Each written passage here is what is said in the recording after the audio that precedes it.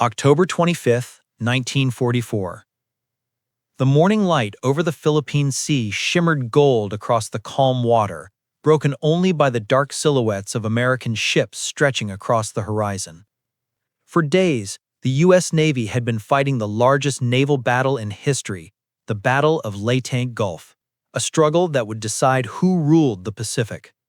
The sea was alive with motion, destroyers carving through the waves, aircraft carriers launching sorties, gunners scanning the sky for the next Japanese attack. Yet nothing that morning could prepare them for what they were about to see. At 10:50 a.m., aboard the escort carrier USS St. Lo, sailors spotted a formation of Japanese aircraft approaching from the south. They were Zeros, the same agile fighters that had once dominated the skies of the Pacific. But something about their approach was strange. The planes came in too fast, too low, diving at impossible angles. Gunners opened fire, filling the air with black puffs of flak. But the lead plane didn't try to evade. Instead, it accelerated. Through binoculars, officers saw the rising sun emblem glint on the wings as the aircraft plunged directly toward the carrier's flight deck. "He's not pulling up!" someone shouted. For a split second, disbelief froze the men in place. Then the Zero slammed into the deck. The explosion ripped through the ship, sending a column of fire into the air. Steel plates peeled like paper. Bombs and aviation fuel ignited in a chain reaction that tore through the hangar deck. Men were thrown overboard. Others, caught in the inferno, never had a chance to scream. Within minutes, the proud USS St. Lo was burning from bow to stern, its crew fighting desperately to contain the flames. But before the ship could recover, more Zeros appeared. One, then another, diving in exactly the same way. Each explosion brought a new wave of horror. "They're crashing on purpose!" shouted a stunned gunner aboard the nearby USS White Plains. The words hung in the air, too terrible to believe.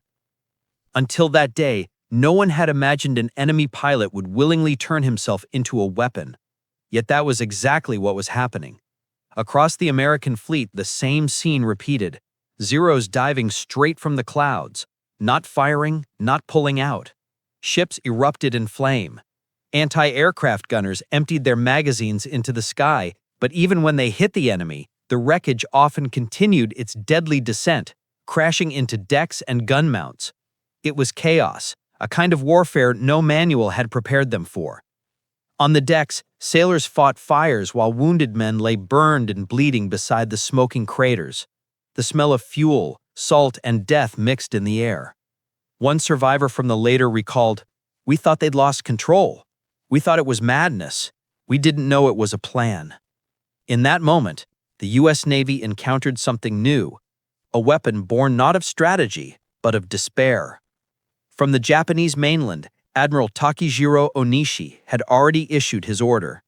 "You are to crash your planes into enemy ships. There is no other way." He called them Shimpu Tokubetsu Kogatai, the Special Attack Units, but the world would know them by another name, Kamikaze, the Divine Wind. For the sailors of the U.S. 7th Fleet, that divine wind arrived as fire and steel. In the chaos of the battle off Samar and the Sibuyan Sea, they saw the sky itself turn into a weapon. The psychological shock was overwhelming. Sailors who had faced torpedoes and bombs for years found themselves unnerved by this new enemy, one who didn't fear death, who aimed not to survive, but to collide. Some men froze at their stations, others fired relentlessly, screaming as each plane came closer. Even after the attacks ended, they waited, scanning the sky, unable to shake the image of aircraft falling from the clouds like meteors. When St. Lo finally sank beneath the waves, taking 126 of her crew with her, the ocean burned around the survivors, slick with oil, dotted with wreckage, and lit by the flames of the ship that had once been home. They were rescued hours later, silent and trembling. Many refused to speak about what they had seen. For them, it was as if a new kind of war had begun, one where reason no longer existed, only faith and fire.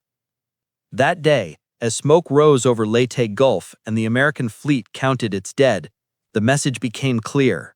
Japan had found a new weapon, not made of metal, but of men. Not designed to win, but to wound the enemy's soul. It was the birth of the Kamikaze and the beginning of the war's most terrible chapter. The story of the Kamikaze did not begin in the skies over Leyte Gulf. It began 2 years earlier in defeat. By the summer of 1942, the Empire of Japan, once unstoppable, was beginning to unravel. The Battle of Midway had shattered the core of its naval air power. 4 fleet carriers, Akagi, Kaga, Soryu, and Hiryu, lay at the bottom of the Pacific, along with hundreds of irreplaceable pilots. For the first time since Pearl Harbor, Japan was on the defensive. In the halls of the Imperial General Headquarters in Tokyo, the whispers began. The gods have turned their faces from us. Yet Japan's military leadership refused to surrender.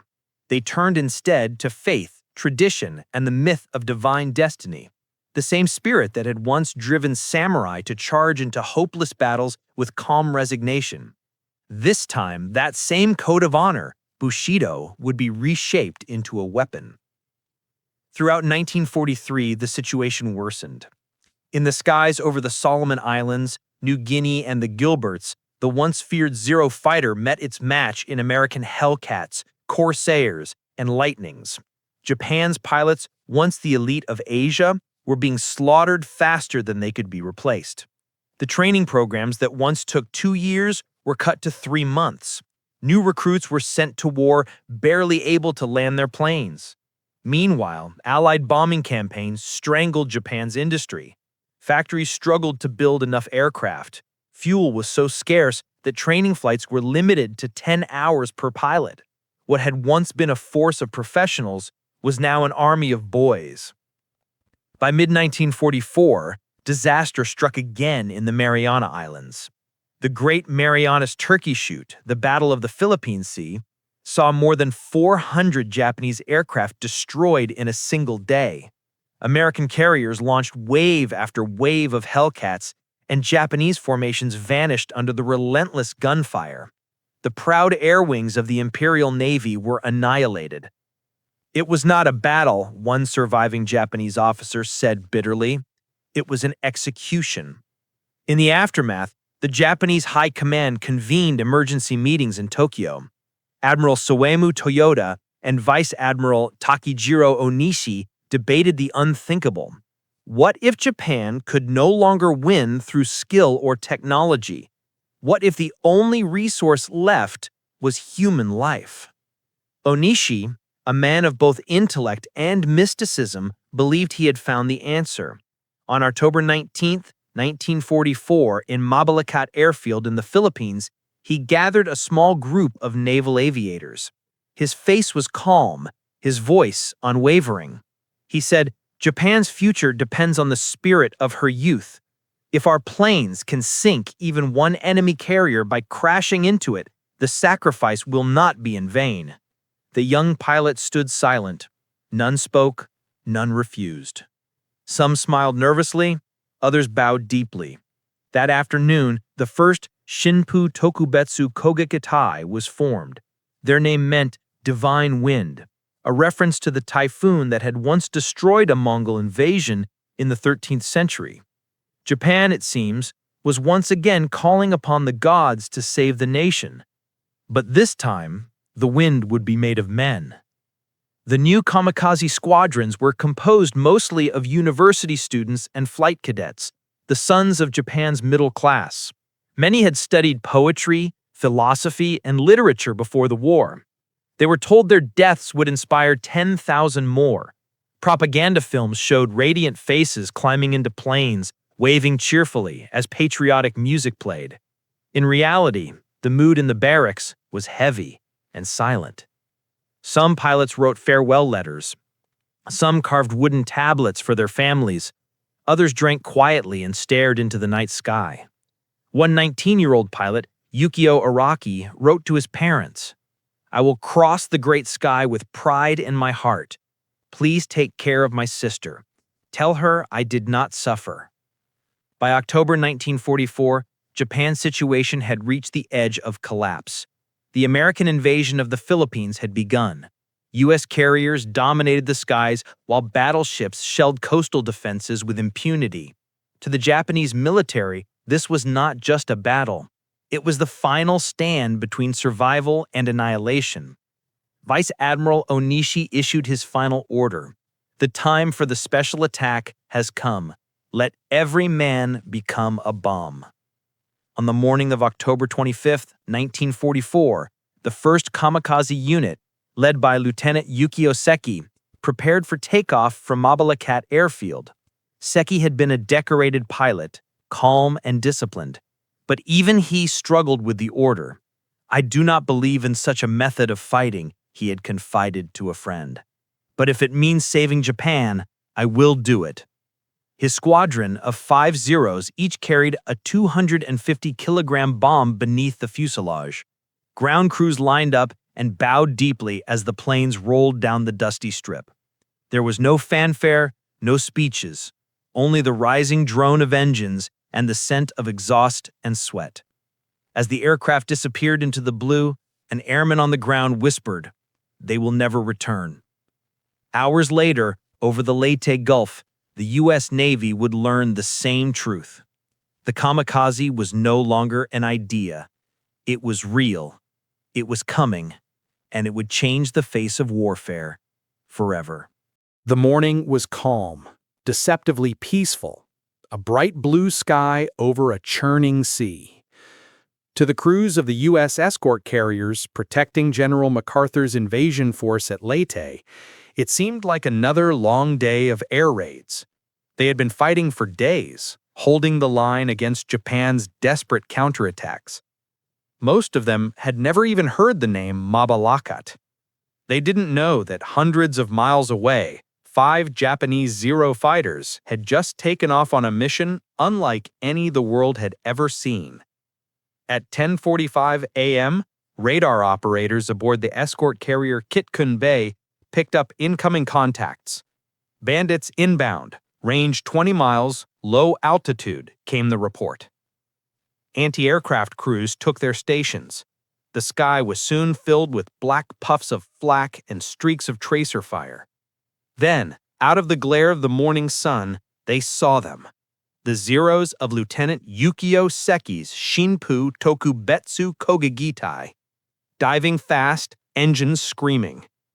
On the USS St. Lo, sailors stared in disbelief as one of the planes came straight for them. It wasn't firing. It wasn't trying to turn. "He's coming right at us," someone yelled. Captain Francis McKenna ordered full evasive action, but it was too late. Seki Zero, its 250-kilogram bomb still slung beneath it, plunged from the sky at 400 miles per hour and smashed into the flight deck. The explosion tore through the hangar, igniting fuel lines and ammunition. The blast blew men overboard and engulfed the ship in fire. A sailor remembered later, there was a sound like the world ripping in half. Within minutes, secondary explosions began. The bomb magazines detonated in succession, sending towers of flame hundreds of feet into the air. Anti-aircraft guns melted in place. Men ran for the edges, diving into burning water. Others stayed behind, trying to save their ship even as the deck collapsed beneath them. In less than half an hour, the USS St. Lo, a 10,000-ton carrier, rolled onto her side and disappeared beneath the waves. Out of a crew of 889, 126 were dead. Nearby, the Kitkun Bay and Kalinin Bay were also hit, damaged by similar suicide attacks. Across the task force, officers were stunned. Radio transmissions crackled with disbelief. "They're not pulling out, they're hitting us deliberately." For the first time in modern warfare, an entire unit had used their aircraft as guided missiles, but the guidance was human. The attack had been primitive by technological standards, yet terrifyingly effective. The kamikaze had achieved what conventional bombing rarely could: psychological devastation. American sailors who had survived torpedoes and bombs found themselves shaken to the core. "We thought we'd seen everything at Pearl Harbor," one sailor said. But this was different. This was religion turned into war. The world had just witnessed the dawn of a new terror, one that blurred the line between courage and despair. And though the Kamikaze had claimed only a handful of ships that day, it left a wound deeper than steel could measure. It was the first divine wind, and it was only the beginning. By early 1945, the divine wind had become a storm. What began as 5 young men diving from the Philippine sky had transformed into a national doctrine, one forged from desperation, faith, and delusion. Japan's high command, humiliated by defeat after defeat, embraced suicide not as tragedy, but as strategy. "If one plane can sink one ship," Admiral Owen Shi declared, "then 1,000 planes can destroy an entire fleet." That logic would soon meet its ultimate test in the battles that followed: Luzon, Iwo Jima, and finally, Okinawa, the bloodiest campaign of the Pacific War. By February 1945, Japan's airfields were nearly barren of veterans. The pilots who remained were teenagers, barely trained, some so young that they had to sit on cushions to see over the instrument panel. Yet still they came, 17-year-olds with silk headbands bearing the rising sun and inscribed with a single word: certain victory. Each carried a small vial of sake, a short sword, and a photograph of their family. They lined up on dusty runways, bowed before their officers, and promised to become fire. On April 6, 1945, the Kamikaze unleashed its greatest onslaught. It was the opening of Operation Kikusui, Floating Chrysanthemum, the largest wave of suicide attacks in history. From airfields across Kyushu and Formosa, over 350 aircraft rose into the gray morning sky, each loaded with a 500-pound bomb. Their target, the U.S. invasion fleet off Okinawa. Below, more than 1,300 American ships crowded the sea: carriers, destroyers, transports, and hospital ships. The men aboard had heard of the Kamikaze. They had seen the films and training posters warning them to expect no warning and no mercy. But nothing could prepare them for the sight of dozens of aircraft plunging from the clouds at once. The first to be hit was the destroyer USS Bush. At 3:30 p.m., 3 kamikazes dove from the sun, engines screaming. One smashed into the aft deck, another struck amidships, and the third exploded near the bridge. Within minutes, the ship was a sheet of fire. The survivors dove into burning water as the Bush broke apart and sank. Farther north, the carrier USS Bunker Hill was struck by 2 kamikazes in rapid succession, both carrying full bomb loads. More than 390 sailors died in a single strike. The attacks continued for weeks. The kamikaze had become not a tactic, but a plague. On April 16th alone, 45 ships were hit in one day. Radar operators called it the longest day we ever lived. The sky over Okinawa was a constant rain of fire, burning fragments of planes, parachutes, and oil-black smoke that never seemed to clear. Even the sea joined the madness. The Imperial Japanese Navy, already destroyed as a fighting force, sent its last giant, the battleship Yamato, on a suicide mission. Its orders were simple: beach itself on Okinawa and fight to the death as a coastal fortress. It never made it. On April 7th, waves of American bombers and torpedo planes descended upon it. After being hit by at least 10 torpedoes, the Yamato capsized and exploded, killing over 3,000 men. The explosion was visible from 100 miles away. For many Americans, the scale of sacrifice defied understanding. It wasn't war anymore, one Marine said. It was madness given wings. Ships bristled with anti-aircraft guns. Radar picket destroyers were stationed miles from the main fleet, serving as early warning beacons and sacrificial lambs. These picket ships bore the worst of it. Some were hit 5, 6, even 7 times in a single week. The psychological toll was immense. Sailors began to dream of diving planes even when asleep. At dawn, they'd wake to the sound of engines, real or imagined, and rushed to their guns. Chaplains worked around the clock, comforting men who had begun to believe they were cursed. "You never got used to it," one survivor said. "You just prayed it wouldn't be your ship next." On the Japanese side, the mood was eerily serene. In small shrines near the airfields, pilots wrote farewell haikus before taking off. "If I die in flame, let my ashes fall to sea. Japan will live on." They posed for photographs, smiling softly, their planes named after cherry blossoms, symbols of life's fleeting beauty. One 18-year-old pilot told a reporter, "A cherry blossom falls when it is most beautiful. So shall I." Within hours, he was gone. By the end of the Okinawa campaign, Japan had sent more than 1,900 kamikaze against the Allied fleet. They sank 36 ships, damaged over 350, and killed 4,900 sailors. Yet for all their ferocity, they changed nothing. The American fleet remained, the island fell, and Japan's empire continued to crumble. Admiral Oenchi, the architect of the kamikaze, knew it was over.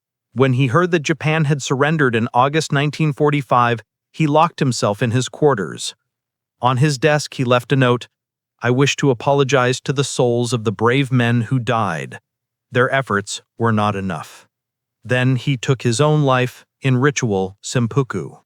The storm he had unleashed had burned itself out. The divine wind had failed to save Japan. It had only blown its sons into ashes. When the guns finally fell silent in August 1945, the Pacific was a graveyard of burned ships and broken planes. Japan lay in ruins, its cities reduced to ash, its people starving, its military shattered. Yet among all the ruins of empire, one image would haunt the world for decades to come: the white trails of the kamikaze diving from the sun. To the Allies, they were symbols of fanaticism, men who had thrown away their lives for a lost cause. To Japan, they became ghosts, neither heroes nor villains, but victims of a faith that had devoured its own children. In the weeks after Japan's surrender, American intelligence officers scoured airfields across Kyushu and Formosa, photographing hundreds of kamikaze planes left untouched. Many had their wings already inscribed with final messages: "For my mother, for the emperor, for Japan's eternity." Some still had farewell letters taped to the instrument panels, folded neatly under cracked glass. On one cockpit, an American found a poem scrawled in chalk: "We do not fear death, only being forgotten." In Tokyo, the first post-war interrogations of surviving Japanese officers revealed the scale of the madness. Over 5,000 pilots had died in suicide missions between October 1944 and August 1945. Nearly half had never reached their targets, falling victim to engine failure, weather, or inexperience. Yet the command had kept sending them. Admiral Takejiro Onishi's suicide following the surrender was seen by many as his final act of penance, an acknowledgement that his divine wind had achieved nothing but sorrow. His last words, recorded by a subordinate before he bled to death, were simple: "I pray for the forgiveness of the souls who followed me." For the Americans who had faced them, the memories lingered long after victory. In the naval hospitals of Guam and Pearl Harbor, survivors of the USS Bunker Hill, St. Lo, Bush, and Laffey spoke in quiet tones about what they'd seen: the sudden flash, the screaming dive, the impossible courage of an enemy who didn't want to live. Many admitted that, in the stillness of night, they could not hate the men who had tried to kill them. They were soldiers, but they were also prisoners of their own leaders, of their own God. In the years that followed, Japan rebuilt itself from ashes. The old militarists were purged. The shrines once used for recruitment now became memorials. At Chidan, a small town in southern Kyushu, local women who had served tea to departing pilots began collecting the farewell letters and photographs left behind. Over time, these mementos became the heart of the Chidan Peace Museum for kamikaze pilots, a place not of glory but of grief. Visitors today still walk among glass cases of smiling young faces, some only 16, their words written in elegant brushstrokes: I go now to the sky. Please live happily. Historians would later argue about the meaning of the kamikaze. Some saw it as the logical endpoint of Japan's wartime ideology, a desperate nation turning its own people into ammunition. Others viewed it as a tragic testament to the human capacity for belief, the way loyalty and love for one's homeland can be twisted into destruction. Strategically, the kamikaze accomplished little. It sank ships, yes, but it could not stop America's advance. Yet psychologically, it left a mark deeper than any bomb crater. American sailors never forgot the terror of a plane that did not pull up. It reshaped military thinking around the world. From guided missiles to suicide bombings decades later, the echo of the kamikaze lived on in every weapon that asked men to die as part of its design. But perhaps the most haunting legacy was moral. In the ashes of Hiroshima and Nagasaki, survivors began to question what it meant to die for one's country. Japan's post-war generation grew up hearing the stories of the kamikaze not as heroes, but as warnings. Teachers told students they were brave, but they were wrong. Filmmakers and authors explored the pain of families who received only a lock of hair, a photograph, or an empty box labeled "For Your Son's Spirit." The myth of noble sacrifice had dissolved into collective mourning. In the United States, too, the memory endured, but differently. To the veterans of the Pacific, the kamikaze symbolized both the cruelty and the tragedy of war. At reunions decades later, old sailors would recall the sight of a Burman sky and say softly, "They were kids, same as us." And yet, for all its horror, the kamikaze had revealed something deeper about the human condition. In its madness, it had shown the limits of obedience, the point at which devotion becomes self-destruction. It had shown how nations at war can turn courage into currency, and how men, in the name of honor, can be convinced to trade their lives for nothing. In the late 20th century, when modern Japan built its peace memorials, the kamikaze were finally given a place, not in triumph, but in remembrance. At the Chidan Museum, every April, schoolchildren place flowers beneath the photographs of the fallen. There are no speeches about glory, only silence. The inscription on the wall reads, "May the lessons of their deaths guide us towards a future without war." 80 years later, the word kamikaze has entered every language, not as a battle cry, but as a warning. It reminds the world that faith without reason can destroy nations, that valor without conscience is not heroism, but tragedy. For those American sailors who first saw the sky turn to fire in 1944, and for the Japanese youth who became that fire, their story remains intertwined, one born of fear, belief, and the terrible beauty of sacrifice. The divine wind that was meant to save Japan instead consumed it. But in its ashes, both nations would learn a truth that endures far longer than war. No cause, however noble, is worth the death of a generation.